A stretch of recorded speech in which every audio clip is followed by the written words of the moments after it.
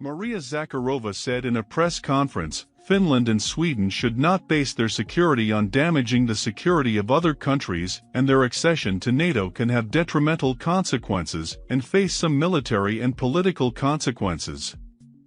The ministry later posted the same threat on its Twitter.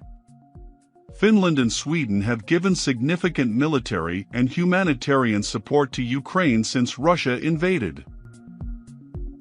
Zakharova argued that while every state has a sovereign right to choose ways of ensuring its security, all members of the Organization for Security and Cooperation in Europe confirmed their adherence to the principle that the security of one state shouldn't be achieved to the detriment of another country's security.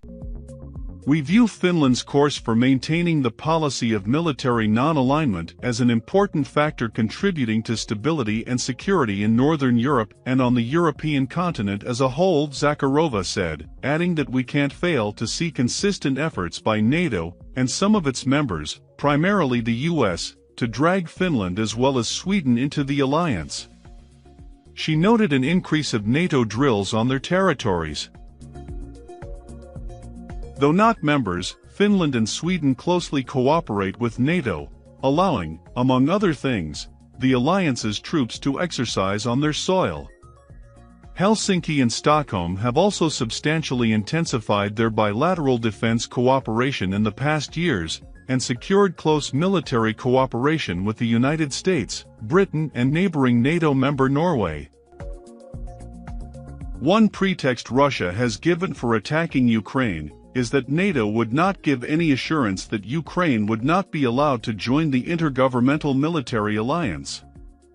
Ukraine has been adamant about joining, but is now willing to discuss a different status with NATO after hundreds were killed in the first day of fighting the Russians.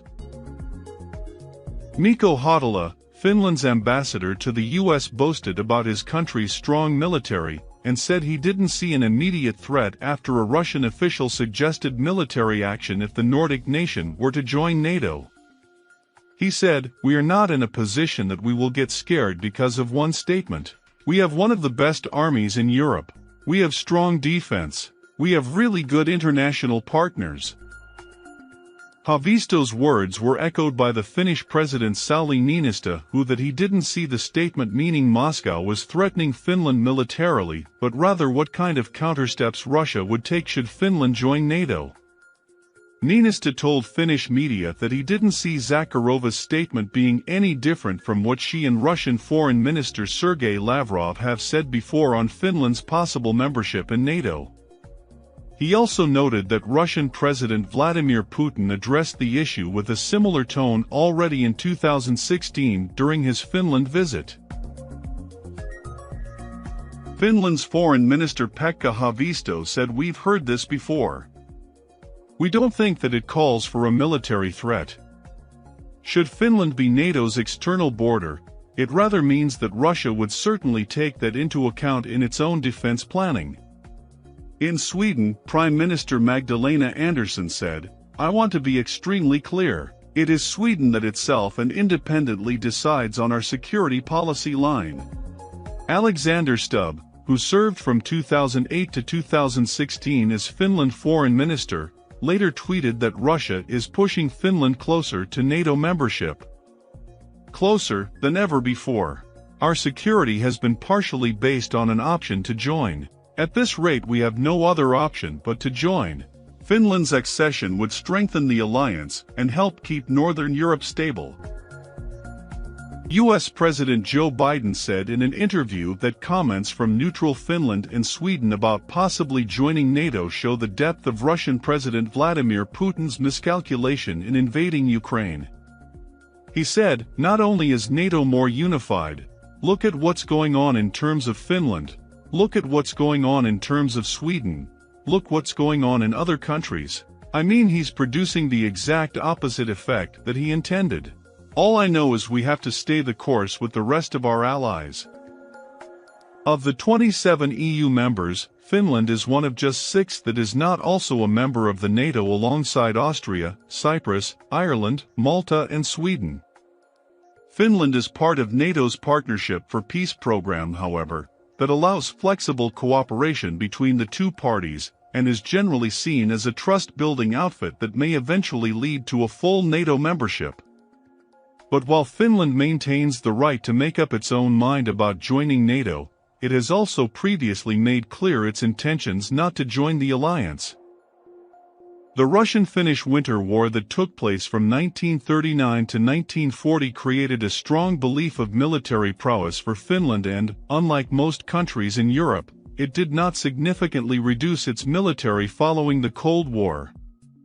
Perhaps because it shares a 1,340 kilometers border with Russia, ensuring it can protect itself has since been a high priority for Finland, and with it the belief that it does not need NATO to remain secure.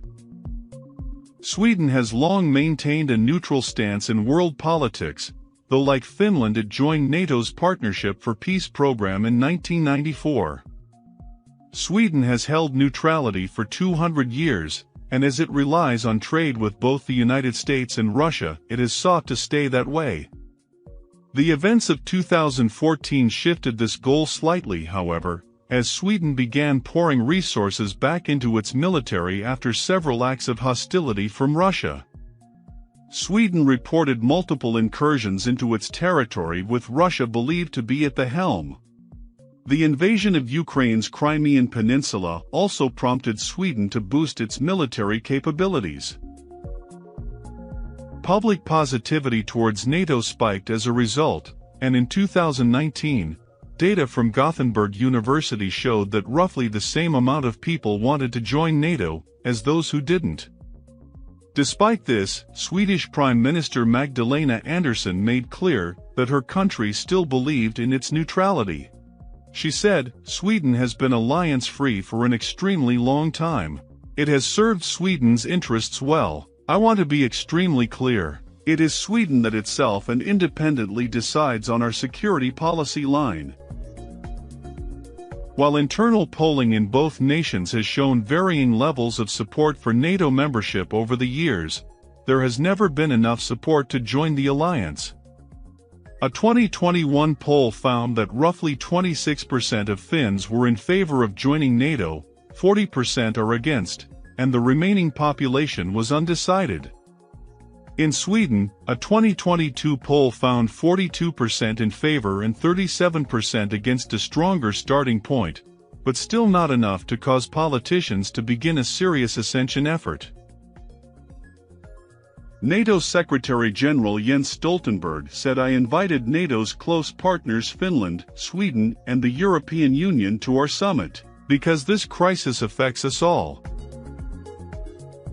While Finland is not a member of any alliance, its security policy is rooted in the understanding that it cannot isolate itself from a European conflict. Finland's main and minimal contribution to Allied efforts would be the protection of southern Finland from a Russian incursion, thereby denying Moscow the use of Finnish territory or airspace to operate against its Baltic neighbors. But Finland could do more.